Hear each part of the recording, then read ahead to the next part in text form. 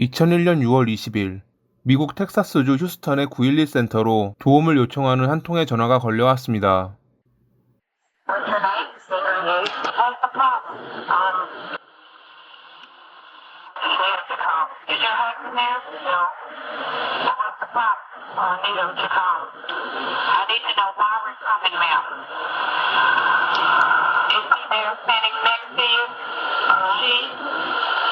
Okay. Are you having a service? Are you ill or what? Yes, I'm ill. You need an ambulance? No, I need a police officer. Send an ambulance. 이 뒤로 이어진 911 센터 직원의 어떤 문제가 있냐는 질문에 안드레아는 이젠 경찰만 있으면 된다는 대답으로 마무리했다고 합니다. 구급차까지 필요로 했던 그녀가 왜 마지막에는 경찰만 있어도 된다고 했던 것일까요? 그 이유가 밝혀지기까지는 그리 오래 걸리지 않았습니다.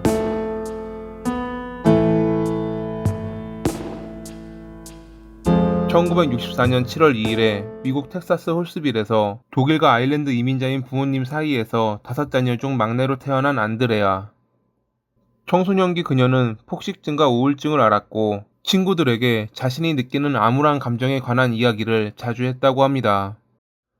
간호학교를 졸업한 뒤 1986년부터 텍사스 대학 앤더슨 암센터에서 간호사로 근무했던 그녀는 1989년에 러셀이라는 남성을 만나 사랑에 빠졌고 4년 뒤 둘은 결혼했습니다.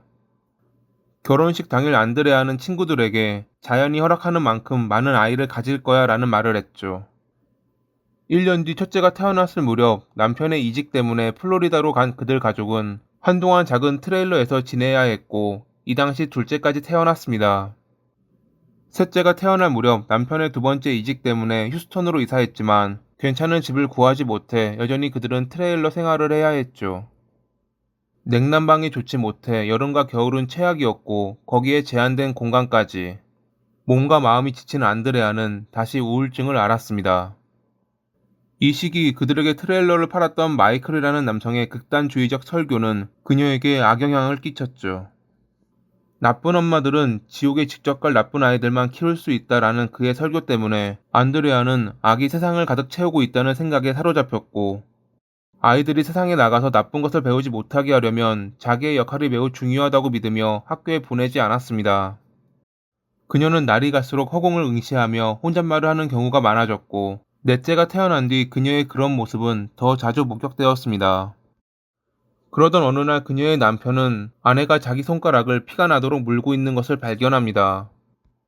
괜찮냐는 물음에 그녀는 그저 웃음만 지었고 다음날 약물 과다 복용으로 자살을 기도했습니다. 다행히 빨리 병원으로 이송돼 생명에 지장은 없었지만 계속 불안한 증세를 보이는 그녀를 남편은 걱정했습니다. 그가 할 수 있는 것은 그녀가 안정을 취하도록 도와주는 것. 우선 그는 돈을 끌어모아 트레일러 생활을 끝내고 괜찮은 집을 구해 이사했습니다. 한동안 안드레아는 안정되는 듯 했지만 얼마 안 가 다시 자살을 기도했고 그녀를 진단한 정신과 전문의는 산후 우울증이라며 더 이상 아이를 낳지 말라고 했죠. 하지만 둘은 자연의 섭리를 거부할 수 없다며 전문의의 말을 무시했고 2000년 11월 30일에 5번째 아이를 낳았습니다. 그래도 계속 정신과 치료를 받고 상태도 호전되고 있었기에 이대로 신경만 써준다면 그들 가족은 힘들지만 행복한 삶을 살았을지도 모릅니다. 그러나 세상은 생각처럼 돌아가지 않았습니다. 2001년 3월에 안드레아의 아버지가 돌아가시자 그녀는 다시 우울증에 시달렸죠. 약까지 거부한 그녀는 날이 갈수록 무기력해졌고 결국 입원까지 하는 지경에 이르렀습니다. 퇴원한 뒤에도 이상한 행동을 자주 보였고 한 번은 이빨이 없는 막내에게 단단한 음식을 먹여 큰일 날 뻔한 적도 있었죠. 2001년 5월 3일 그녀는 욕조에 물을 가득 채운 뒤 한동안 그것을 멍하니 바라보았습니다. 그리고 그날 정신병원으로 가 전문의와 상담한 뒤 입원했습니다. 자기가 아이들에게 이상한 짓을 할지 몰라 두려웠다고 말하면서 말이죠.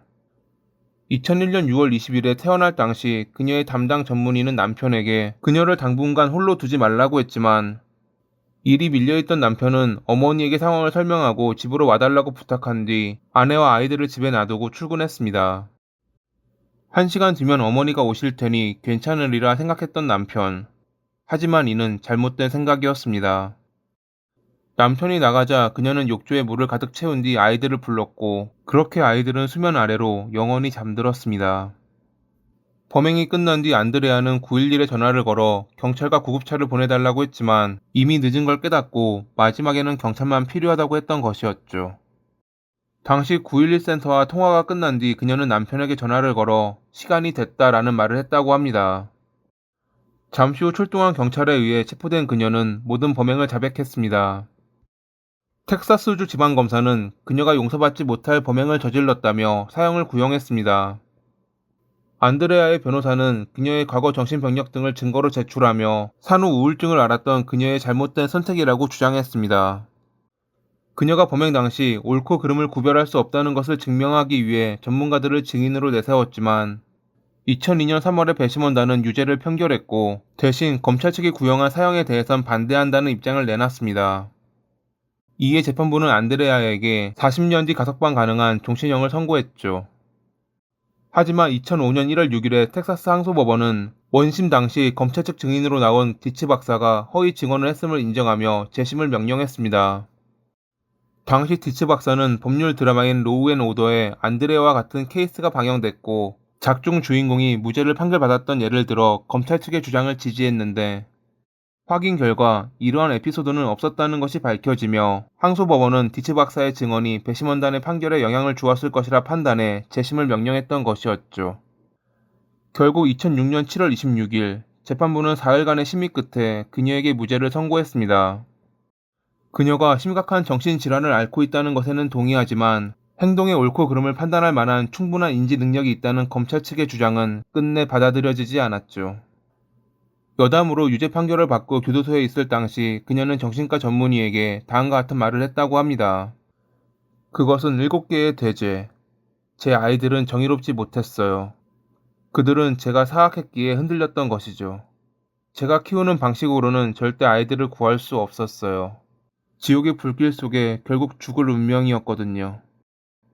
그녀의 남편의 경우 2004년 8월에 사건 이후 더 이상 부부로 살지 못한다며 이혼 소송을 제기했고 2006년 3월에 재혼했지만 2015년에 두 번째 부인과도 이혼 소송을 벌였다고 합니다. 현재 커빌 주립병원에서 매년 신청 가능한 퇴원 검토를 거부한 채 사회와는 단절돼 살아가고 있는 안드레아. 이와 같은 모두에게 슬픈 일들이 더 이상 발생하지 않기를 바라며 이만 마칩니다. 오늘도 봐주셔서 감사합니다.